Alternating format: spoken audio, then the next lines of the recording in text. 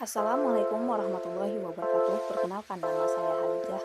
Nah, di sini saya akan menjelaskan apa itu pengertian dari ilmu pengetahuan.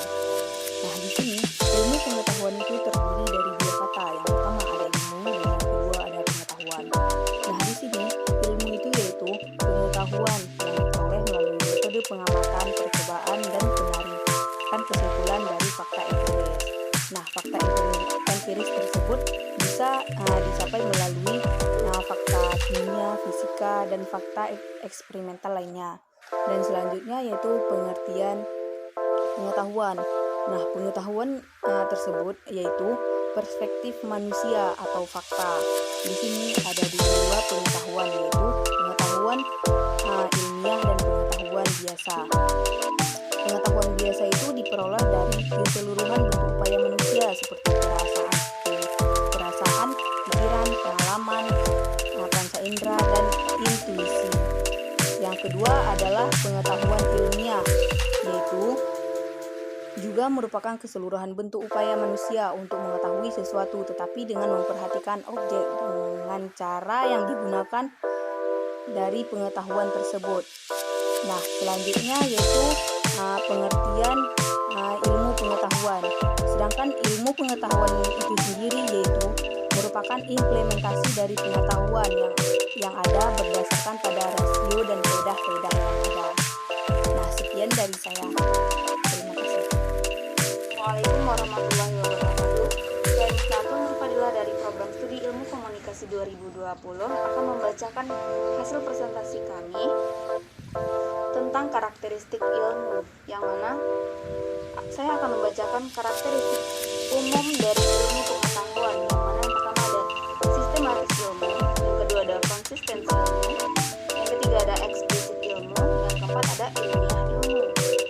Dan sistematis ilmu adalah segala usaha untuk menguraikan dan merumuskan sesuatu dalam hubungan yang teratur dan logis sehingga membentuk suatu sistem, berarti secara utuh, menyeluruh, terpadu, dan mampu menjelaskan rangkaian sebab akibat menyangkut objek. Maka dari itu ilmu haruslah bersifat sistematis. Yang kedua, ilmu bersifat konsistensi, yang mana adalah tetap, tidak berubah-ubah, taat asas atau ajek. Konsistensi juga berarti selaras atau sesuai dengan apa yang diucapkan ketika sesuatu terjadi lagi dan lagi, itu terjadi secara konsistensi.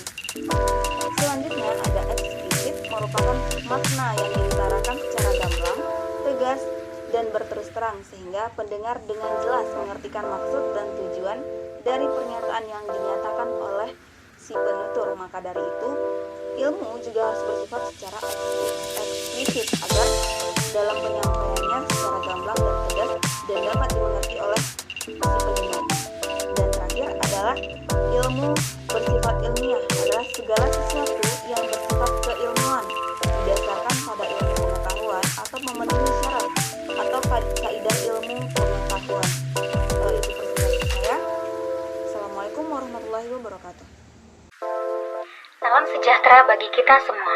Perkenalkan, saya Lolita Della Cerna Ambarita akan menyampaikan tentang manfaat ilmu. Berikut saya sampaikan beberapa manfaat ilmu dalam kehidupan sehari-hari, di mana satu, dengan ilmu kita dapat meraih kesuksesan, yang berarti di mana seseorang yang semakin besar ilmunya akan berpeluang besar juga untuk meraih kesuksesan. Nah, yang kedua, kita dapat bijaksana dalam mengambil keputusan. Dengan ilmu, kita mengetahui lebih banyak hal, yang berarti untuk mengambil suatu keputusan itu akan lebih mudah kita dapatkan dan kita akan lebih bijaksana dalam menentukan keputusan tersebut. Nah, yang ketiga, dapat memudahkan kita dalam hal beribadah, yang mana dengan ilmu kita juga manusia bisa mendekatkan diri kepada Tuhan Yang Maha Esa. Manfaat ilmu dalam kehidupan sehari-hari juga membantu kita untuk memberikan informasi yang sedang berkembang yang akan berguna bagi kedepannya dan juga untuk bekal masa depan kita yang lebih baik dan mendapatkan pekerjaan yang lebih baik. Selain itu, dengan ilmu, seseorang juga dapat menemukan dan menciptakan berbagai macam keperluan yang sangat bermanfaat untuk sehari-hari. Dan juga dengan adanya ilmu, diharapkan mampu membuat seseorang lebih mengenal tentang dunia alam, kehidupan sosial, dan juga kemanusiaan. Baik, hanya sekian yang dapat saya sampaikan. Apabila ada kata-kata kata-kata saya yang salah, saya mohon maaf. Saya kembalikan kepada moderator. Terima kasih. Baik, selanjutnya di sini ada objek dari ilmu. Objek dari ilmu adalah suatu keyakinan manusia atau dapat dikatakan suatu keadaan spiritual manusia. Nah, hasilnya manusia akan lebih memperoleh ketenangan dalam kehidupannya atau manusia akan mempunyai keyakinan. Baik, selanjutnya saya akan kembalikan kepada moderator. Warahmatullahi wabarakatuh. Saya Lia Amanda, perwakilan dari kelompok 3. Dan di sini saya akan menjelaskan tentang apa itu metodologi ilmu. Metodologi ilmu adalah metode yang menganalisis hasil karya manusia yang tampak dalam dunia empiris. Nah, metode juga diartikan ilmu yang mempelajari tentang metode-metode yang berasal dari bahasa Yunani, yaitu metodos. Menurut bahasa etimologi, metode berasal dari bahasa Yunani, yaitu meta, yang berarti sepanjang, dan hodos yaitu jalan. Jadi metode adalah suatu ilmu tentang cara atau langkah-langkah yang ditempuh dalam suatu disiplin tertentu untuk mencapai tujuan tertentu. Menurut istilah, metodologi adalah berasal dari bahasa Yunani, yakni metodos dan logos. Metodos berarti cara, kiat, dan sil-beluk yang berkaitan dengan upaya menyelesaikan sesuatu. Sementara logos berarti ilmu pengetahuan, cakrawala, dan wawasan. Dengan demikian, metodologi adalah metode atau cara yang berlaku dalam kajian atau penelitian. Nah, kemudian metodologi adalah masalah yang sangat penting dalam sejarah pertumbuhan ilmu. Loisapi mendefinisikan metodologi sebagai bidang penelitian ilmiah yang berhubungan dengan pembahasan tentang metode-metode yang digunakan dalam kajian fenomena alam dan manusia, atau dengan kata lain, metodologi adalah bidang penelitian ilmiah yang menggunakan, mendeskripsikan, dan menjelaskan aturan prosedur-prosedur sebagai metode ilmiah. Sekian dari saya. Assalamualaikum warahmatullahi wabarakatuh. Baik, saya akan menjelaskan klasifikasi ilmu pengetahuan. Dalam khazanah pengetahuan kontemporer, istilah ilmu dalam klasifikasi An-Nabani di atas identik dengan ilmu-ilmu alam natural yang sering disingkat sains, sedangkan Sakafah kurang lebih identik dengan ilmu-ilmu sosial. Sebagian intelektual seperti Junjun S. Surya Sumanti mengklasifikasikan pengetahuan menjadi dua cabang besar, yaitu ilmu yang mencakup ilmu-ilmu alam dan sosial, dan humaniora. Humaniora menurut Elwood adalah seperangkat sikap dan perilaku moral manusia terhadap sesamanya yang meliputi filsafat moral, seni, sejarah, dan bahasa. Mengklasifikasikan pengetahuan menjadi dua, yaitu ilmu-ilmu alam dan ilmu-ilmu sosial. Dan terakhir ini adalah gabungan ilmu-ilmu sosial dan humaniora.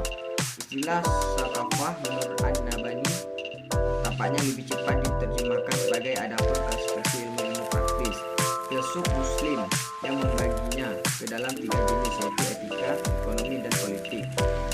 Dalam hal metodologis, atensi ilmu barat terfokus pada metode observasi yang notabene menekankan potensi indera yang berorientasi fisik. Penekanan seperti ini berdampak fatal karena observasi indera bisa saja meleset dan tak kuasa terhadap objek-objek metafisik. Untuk itu, potensi akal dan hati atau intuisi juga harus dilibatkan dalam pengkajian ilmiah.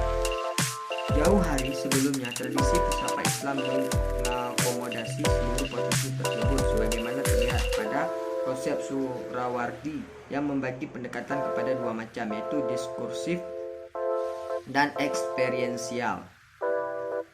Sekian dari saya, terima kasih.